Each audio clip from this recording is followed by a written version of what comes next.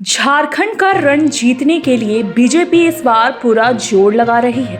पहले दौर की 43 सीटों पर वोटिंग के बाद बीजेपी को समझ में आ गया है कि इस बार कांटे की टक्कर है, तो पीएम मोदी ने आदिवासी वोटों को रिझाने के लिए पूरा जोर लगा दिया है। दिल्ली के सराय काले खां चौक के नाम जहां भगवान बिरसा मुंडा चौक रखकर संदेश दिया गया, वहीं बिहार के जमुई से पीएम मोदी ने आदिवासियों को पुकार लगाई। झारखंड बनने के बाद एक बार बीजेपी और एक बार जेएमएम को सरकार चलाने के लिए पूरे 5 साल का मौका मिला। अब जनता को तय करना है किसकी सरकार ने बेहतर काम किया है। झारखंड में वही जीतेगा जिसको आदिवासी वोट जमकर मिलेंगे, क्योंकि झारखंड में आदिवासी वोटर निर्णायक साबित होते हैं। इसलिए शुरू से बीजेपी ने आदिवासी अस्मिता का मुद्दा उठाया और घुसपैठ के साथ ही रोटी बेटी और माटी के मुद्दे पर झारखंड मुक्ति मोर्चा का घेरा। वैसे तो झारखंड में कुल 81 में से 43 सीटों पर मतदान हो चुका है।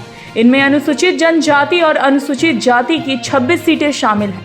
पहले चरण के मतदान का चौंकाने वाला तथ्य यह है कि आरक्षित सीटों पर इस बार 77% तक वोट डाले गए। अब तक के चुनावों में मतदान का यह रिकॉर्ड है। इसके बाद बीजेपी के हौसले बुलंद हैं। बड़ी बात यह है कि जिन 26 आरक्षित सीटों पर मतदान हुआ, उनमें झारखंड मुक्ति मोर्चा के नेतृत्व वाले इंडिया ब्लॉक के पास 21 सीटें हैं। सिर्फ 5 सीटें ही एनडीए के पास हैं, यानी बीजेपी के पास खोने के लिए ज्यादा कुछ नहीं था।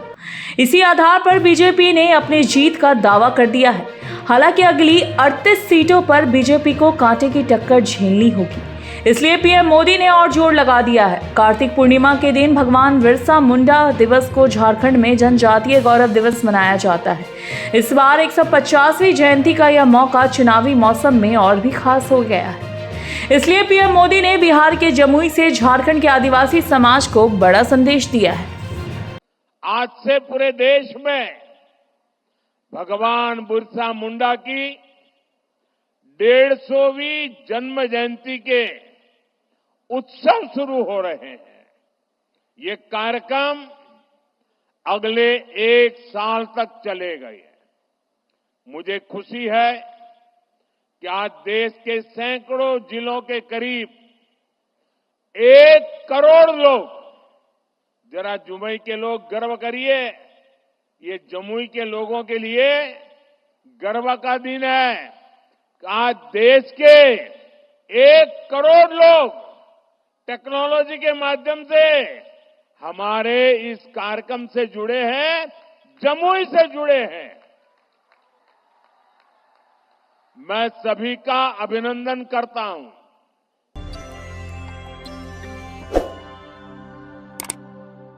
झारखंड की आबादी में कुल करीब 26% भागीदारी आदिवासी समाज की है। सूबे की कुल 81 में से 26 विधानसभा सीटें एसटी समाज के लिए आरक्षित हैं, जो सत्ता का रुख तय करती हैं। इसलिए झारखंड के लिए पीएम मोदी वही दांव चल रहे हैं जो उन्होंने मध्य प्रदेश और छत्तीसगढ़ में चले और कामयाब रहे। इसलिए झारखंड के आदिवासियों सहित पूरे देश के आदिवासी समाज को बड़ा संदेश देने की कोशिश की जा रही है। इसलिए बिहार के जमुई और दिल्ली से भी आदिवासी लैंड को साधने की कोशिश की गई। राष्ट्रीय राजधानी दिल्ली में जहां गृह मंत्री अमित शाह ने भगवान बिरसा मुंडा की प्रतिमा का अनावरण किया, पूरे 1 साल तक विविध आयोजनों की बात कही, वहीं प्रधानमंत्री नरेंद्र मोदी बिहार के जमुई में बिरसा मुंडा जयंती पर बड़े आयोजन में शामिल हुए। जमुई के कार्यक्रम में मुख्यमंत्री नीतीश कुमार और केंद्रीय मंत्री चिराग पासवान के साथ ही झारखंड से भी बड़ी संख्या में आदिवासी समाज के लोग शामिल हुए। आदिवासी समाज से नाता रखने वाले केंद्रीय मंत्री जुएल ओराम लगातार पीएम मोदी की रैली के लिए तैयारियां कराने में जुटे हुए थे।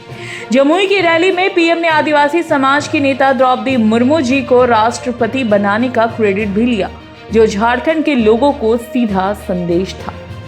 मैं इसे भाजपा ही नहीं बल्कि एनडीए का सौभाग्य मानता हूं कि हमें द्रौपदी मुर्मू जी को राष्ट्रपति बनाने का अवसर मिला।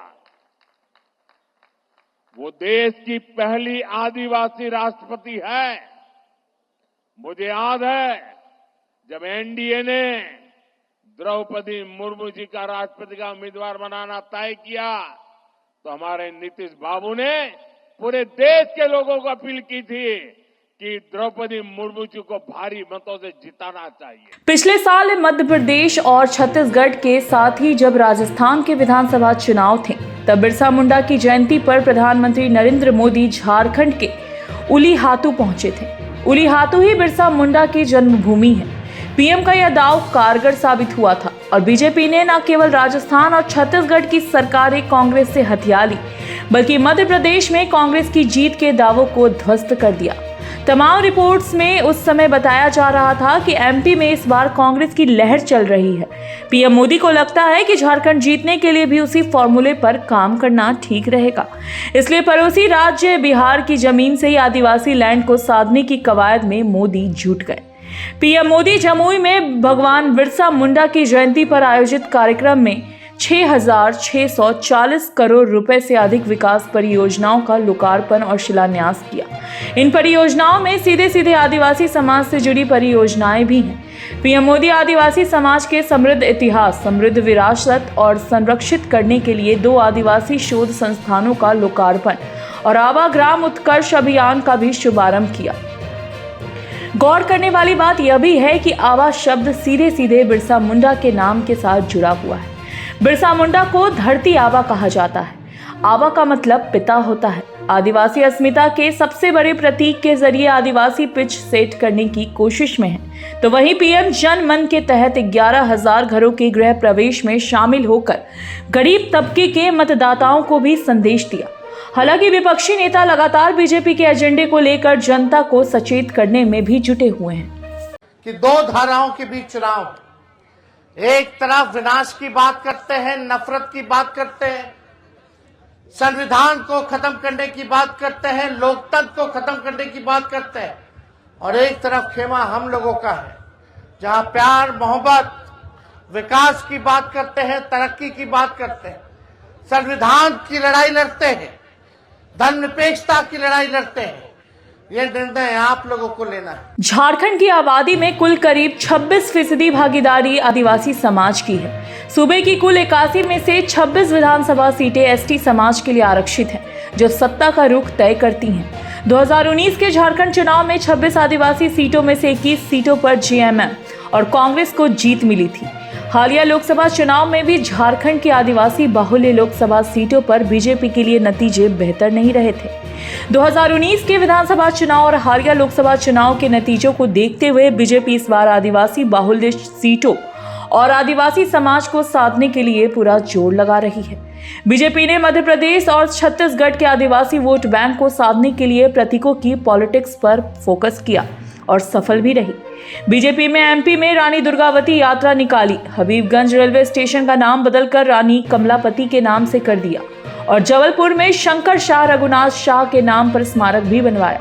छत्तीसगढ़ में भी पार्टी ने पुरखौती सम्मान यात्रा निकाली। एन चुनावों के वक्त पीएम मोदी के बिरसा मुंडा की जन्मभूमि उलीहातू जाने से भी आदिवासी समाज के बीच बीजेपी के पक्ष में हवा बनी। इसलिए इस बार बिहार की जमीन से बिरसा मुंडा की जमीन को साधने का यह प्रयास कितना कारगर रहता है, यह 23 नवंबर की तारीख बताएगी। अब आपको बताते हैं कि भगवान बिरसा मुंडा कौन है और आदिवासी समाज उनको पूजता क्यों है। भगवान बिरसा मुंडा का जन्म 15 नवंबर 1875 को खूंटी के उलीहातू गांव में हुआ था। चाईबासा के जर्मन मिशन स्कूल में पढ़ाई के दौरान बिरसा मुंडा के क्रांतिकारी तेवर देख उन्हें स्कूल से निकाल दिया गया।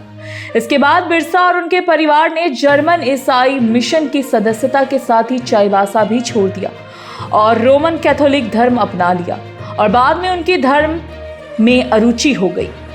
पोराहाट के जंगलों को जब ब्रिटिश सरकार ने सुरक्षित घोषित कर दिया, आदिवासी आंदोलन में बिरसा मुंडा भी कूद पड़े।